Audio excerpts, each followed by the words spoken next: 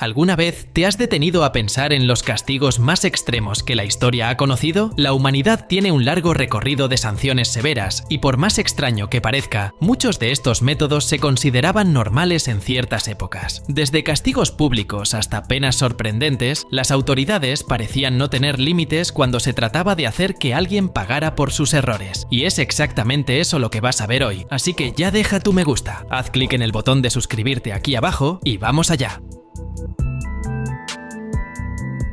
La pera de la angustia era un artefacto utilizado con el propósito de infligir un castigo extremadamente doloroso y humillante. El dispositivo tenía la forma de una pera, con segmentos metálicos que se abrían cuando se accionaban mediante una llave o un resorte. Su función era simple, pero cruel. El dispositivo se insertaba en el cuerpo de la víctima, que podía ser la boca u otras partes, y luego se expandía, provocando un inmenso malestar y dolor. La idea detrás de este castigo era forzar el cuerpo de la persona a abrirse de manera gradual, causando dolores insoportables y a menudo hemorragias. Cuando se accionaba el mecanismo, los segmentos se abrían, dilatando los orificios de quien lo recibía. Este proceso podía prolongarse, lo que volvía la experiencia aún más angustiante. Generalmente, la víctima quedaba inmovilizada con el dispositivo y el sufrimiento se intensificaba a medida que aumentaba la presión.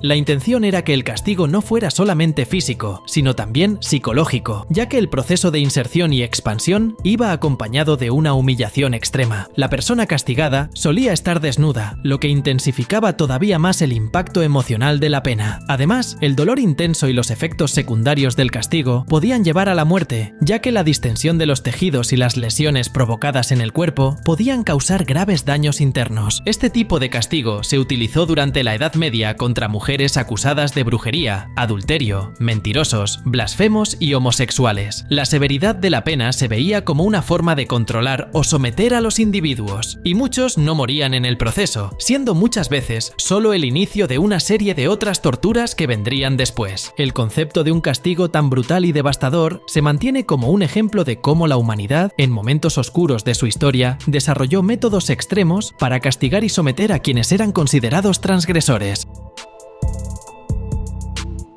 El desmembramiento fue, a lo largo de la historia, utilizado como una forma cruel de castigo, especialmente en regímenes autoritarios e implacables. Este método consistía en la extracción de partes del cuerpo de una persona, generalmente de manera brutal y fatal, como sanción por crímenes graves como traición, regicidio o asesinato. Aunque los métodos varíen según la cultura y la época, el desmembramiento, como forma de castigo o ejecución, generó horrores registrados en las páginas más sombrías de la historia. En el Imperio Romano, por ejemplo, la práctica de cuartear implicaba la división del cuerpo de la víctima en 4 partes, que luego se exponían públicamente como advertencia para quienes osaran desafiar la autoridad. Esta práctica se utilizaba ampliamente para castigar a los traidores a la corona, exponiendo el cuerpo como un aviso para los demás.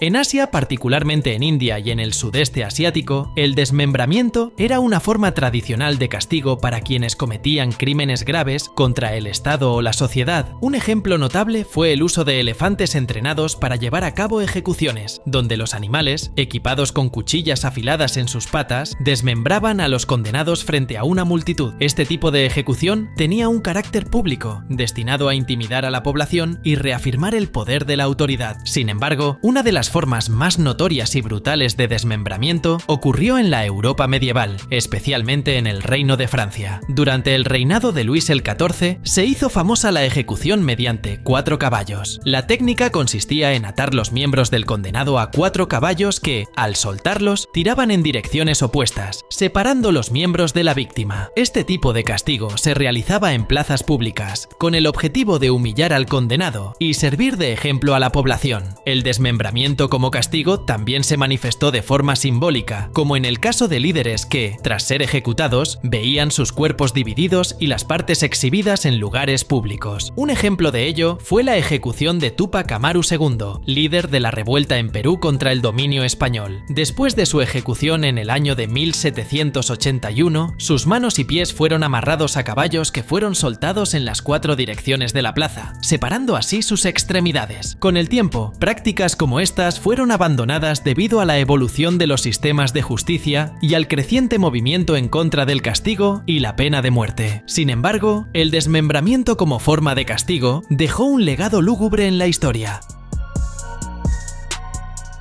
El desollamiento, como práctica de castigo, ha sido utilizado a lo largo de la historia en diversas culturas y civilizaciones antiguas. Este método brutal consistía en la remoción de la piel de un ser humano, aplicado tanto como forma de sanción como de ejecución. Su uso como castigo no se limitaba a un único período histórico, sino que se extendía desde tiempos remotos, estando documentado en imperios como el asirio y durante la dinastía Ming en China. La razón por la que se elegía el desollamiento como pena radicaba en su extrema crueldad y en la capacidad de causar un sufrimiento intenso a la víctima, tanto físico como psicológico. Muchas veces, el desollamiento se reservaba para crímenes considerados graves, como traición, rebelión o falta de respeto a la autoridad. La ejecución servía como un mensaje aterrador con el objetivo de desalentar cualquier intento de desobedecer las leyes o desafiar el poder de los gobernantes. Durante el proceso, a menudo la víctima era atada, inmovilizada y luego comenzaba la extracción de la piel. Este tipo de castigo provocaba un dolor espantoso y la muerte podía darse de diversas formas. La causa principal de la muerte era el choque circulatorio debido a la pérdida excesiva de sangre, pero también era posible que la víctima muriera por infección o hipotermia, ya que al retirar la piel, el cuerpo quedaba expuesto a tales peligros. En algunos casos, la muerte podía tardar desde unas pocas horas hasta varios días, dependiendo de la gravedad del desollamiento. El desollamiento también se ha documentado como práctica de castigo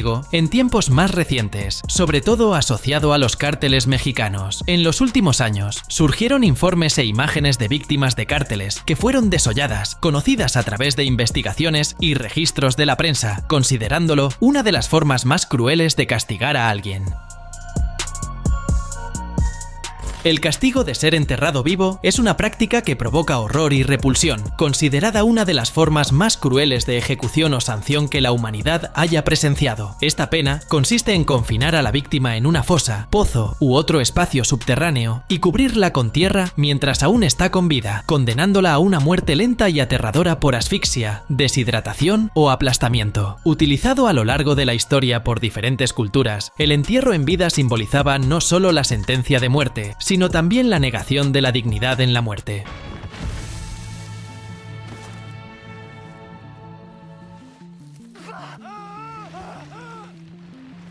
En la antigua Roma, el entierro en vida se reservaba para casos considerados excepcionalmente graves, como el delito de violar el voto de castidad entre las vestales, sacerdotisas dedicadas a la diosa Vesta. Estas mujeres, que habían jurado pureza si rompían sus votos, eran colocadas en una cámara subterránea con una pequeña cantidad de comida y agua para prolongar la agonía. La práctica tenía un peso religioso y cultural profundo, y se veía como una forma de apaciguar a los dioses. En la Edad Media, el castigo de ser enterrado vivo se utilizó ocasionalmente como sanción para delitos como adulterio, deserción militar o traición, muchas veces en procesos con juicios públicos para asegurar que la ejecución sirviera de ejemplo. Por ejemplo, en algunas regiones de Europa, las mujeres condenadas por adulterio podían ser enterradas hasta el cuello, permaneciendo vivas mientras esperaban la muerte por inanición o por ataques de animales. En tiempos más recientes, el entierro en vida también se ha registrado como método de castigo y represión en contextos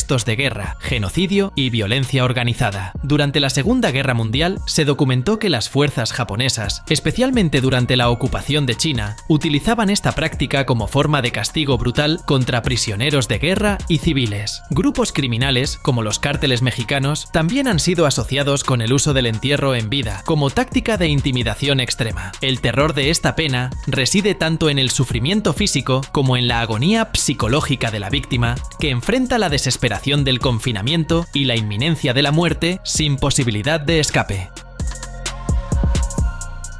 El uso de pimiento picante también se ha empleado como forma de castigo y se distingue por su brutalidad y el sufrimiento extremo que provoca. Aunque aparentemente inofensivo en el contexto culinario, el pimiento, especialmente en sus variedades más fuertes, se convirtió en una herramienta de castigo aterradora. En la época moderna, esta práctica resurgió en su forma más cruel en manos de organizaciones criminales. Un caso que conmocionó al mundo se registró en el año de 2017, involucrando a los hijos de Joaquín El Chapo Guzmán, líder del cártel de Sinaloa. De acuerdo con el Departamento de Justicia de los Estados Unidos, una de las víctimas capturadas por los Chapitos fue castigada con la inserción de un sacacorchos en sus músculos, mientras se aplicaba pimiento picante en sus heridas abiertas y en sus fosas nasales, causando un gran dolor a quienes eran considerados enemigos del cártel.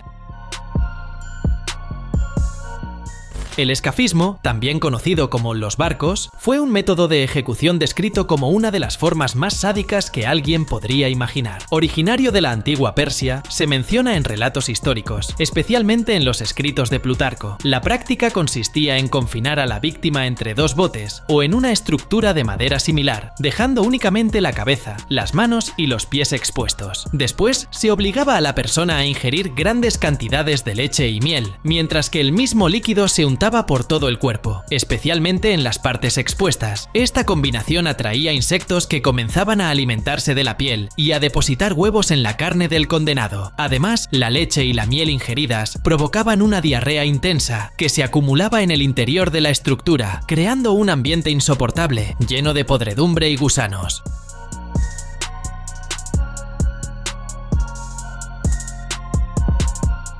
El escafismo se diseñó para causar una muerte sumamente lenta y dolorosa, con relatos de algunas víctimas que sobrevivieron más de 15 días antes de sucumbir a la deshidratación, la infección y el sufrimiento generalizado. Uno de los casos más conocidos fue el de Mitrídates, un soldado condenado por Artajerjes II tras matar al hermano del rey. Según los relatos, Mitrídates sufrió durante 17 días antes de finalmente morir. El escafismo todavía tiene un impacto cultural en la actualidad y puede verse en obras literarias, películas y series, donde a menudo se muestra como ejemplo de la brutalidad de tiempos antiguos.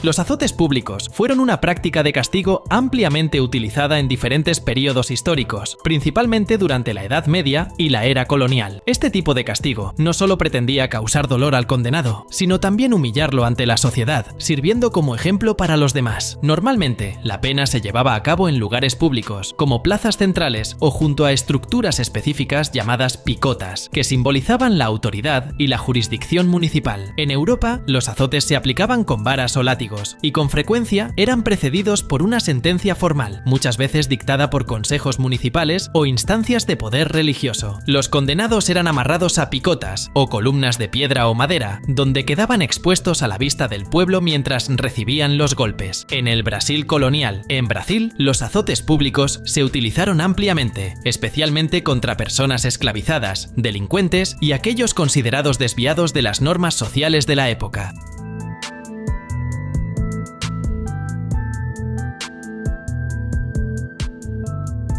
Las plazas públicas y los mercados solían ser el escenario de estos castigos, con el objetivo de intimidar a otros esclavizados o ciudadanos. Esta práctica cruel también evidenciaba el sistema de desigualdades y represión, siendo además una forma de demostrar el poder colonial y patriarcal, aunque cayó en desuso en el siglo XIX, principalmente después de los movimientos abolicionistas y las reformas liberales. Los azotes públicos dejaron una huella profunda en la historia. Mira, la humanidad ya ha inventado cosas bastante extrañas a lo largo de la historia, pero pocas son tan aterradoras como lo que se conoce como la cuna de Judas. A pesar de su nombre aparentemente inofensivo, no tiene nada de asiento cómodo. En realidad, era uno de los instrumentos de castigo más crueles, supuestamente creado en el siglo XVI por la Inquisición española, y como todo lo que involucraba a la Inquisición, ya te podrás imaginar que no era nada agradable. La cuna de Judas era un dispositivo que tenía la apariencia de una silla con una punta en forma de pirámide. Creado supuestamente por Ippolito Marsili, un italiano del siglo XVI, este instrumento fue diseñado con el objetivo de causar un dolor intenso y prolongado a sus víctimas. El castigo comenzaba cuando la persona, por lo general desnuda y ya humillada por la exposición, era colocada sobre la silla, de modo que uno de los orificios del cuerpo se posicionara sobre la punta afilada de la pirámide. para garantizar que el sufrimiento fuera lento y prolongado, se suspendía a la víctima y luego se la bajaba progresivamente con cuerdas o cadenas, de modo que la presión y el dolor aumentaran a medida que el peso del cuerpo presionaba la punta del dispositivo contra el cuerpo de la persona. El objetivo principal de la cuna de Judas no era solo causar un dolor físico extremo, sino también estirar y desgarrar los orificios del cuerpo. Esta distensión provocaba hemorragias severas que finalmente llevaban a la muerte de la víctima. Las víctimas solían estar expuestas sin ropa, como una forma adicional de degradación, lo que hacía que el sufrimiento psicológico fuera tan intenso como el físico. El castigo no era solo una pena corporal, sino también una manera de aplastar el espíritu de quien lo padecía. Aunque la cuna de Judas se asocia a menudo con la Inquisición española, hay algunos detalles sobre su historia que aún generan debate entre los historiadores. Mientras algunos afirman que el dispositivo realmente se utilizaba, otros creen que podría ser más un mito o una invención exagerada, creada en épocas posteriores para ilustrar la brutalidad de la Inquisición. Sin embargo, es innegable que su imagen ha sido perpetuada como símbolo del sufrimiento extremo causado por esas instituciones de control social. Además de la cuna de Judas, también existen referencias a otros dispositivos de castigo similares, como el caballo utilizado en Prusia, sobre todo en el contexto militar. Sin embargo, el caballo tenía un propósito un poco distinto. Mientras que la cuna de Judas buscaba empalar y estirar los orificios del cuerpo, el caballo se utilizaba principalmente para castigar a soldados indisciplinados, causando un dolor intenso en sus genitales sin romper la piel. Aún así, ambos aparatos comparten la misma idea de castigo físico y humillación pública, siendo símbolos de una época en la que la violencia se utilizaba como forma de control y sanción. La doncella de hierro es un dispositivo de castigo que consiste en una estructura metálica similar a un sarcófago, con el interior revestido de puntas afiladas. La víctima, al ser colocada dentro de la doncella, permanecía de pie, mientras se cerraba la puerta articulada, obligando el cuerpo a entrar en contacto con los pinchos. Estos pinchos no estaban diseñados para provocar la muerte inmediata, sino para perforar partes del cuerpo, como brazos, piernas, tórax y abdomen, causando gran sufrimiento.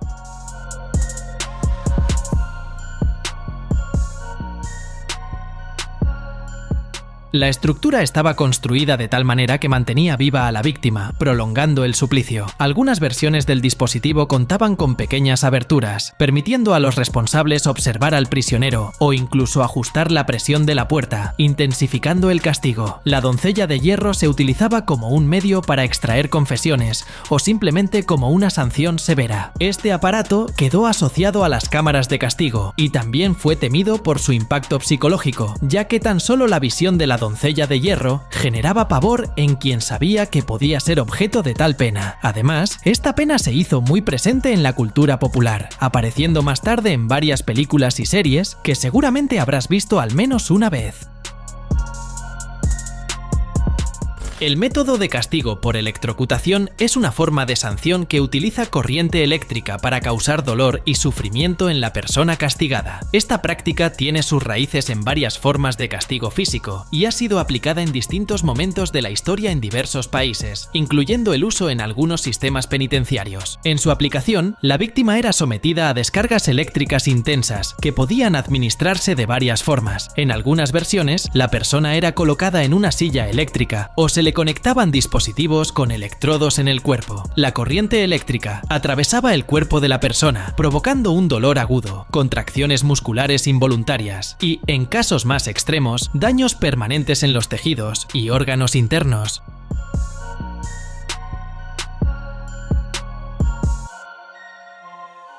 En Brasil, aunque el uso de la electrocutación como forma de castigo nunca haya sido registrado oficialmente en los sistemas de justicia penal, hay evidencias de que este método se utilizó de forma clandestina en determinados periodos históricos marcados por la represión. Durante la dictadura militar, por ejemplo, la electrocutación se convirtió en una herramienta ampliamente utilizada en centros de detención y tortura. En esos lugares, prisioneros políticos, activistas y opositores al régimen eran sometidos a sesiones de castigo castigo que incluían descargas eléctricas, muchas veces aplicadas en áreas sensibles del cuerpo. Estas prácticas no solo pretendían arrancar confesiones u obtener información considerada valiosa por las autoridades, sino también quebrar el espíritu y la resistencia psicológica de los detenidos, imponiendo miedo y sumisión. Además de ser métodos brutales, esas acciones dejaron marcas físicas y emocionales profundas en sus víctimas, representando quizá uno de los lados más oscuros de un periodo bastante tenso y complicado de la historia. Aunque la electrocutación se utilizara inicialmente como técnica de control e intimidación, hoy está ampliamente condenada en numerosos países debido a sus efectos perjudiciales para la salud, y el hecho de emplearla como forma de castigo se considera un delito. No olvides suscribirte para ver más videos como este.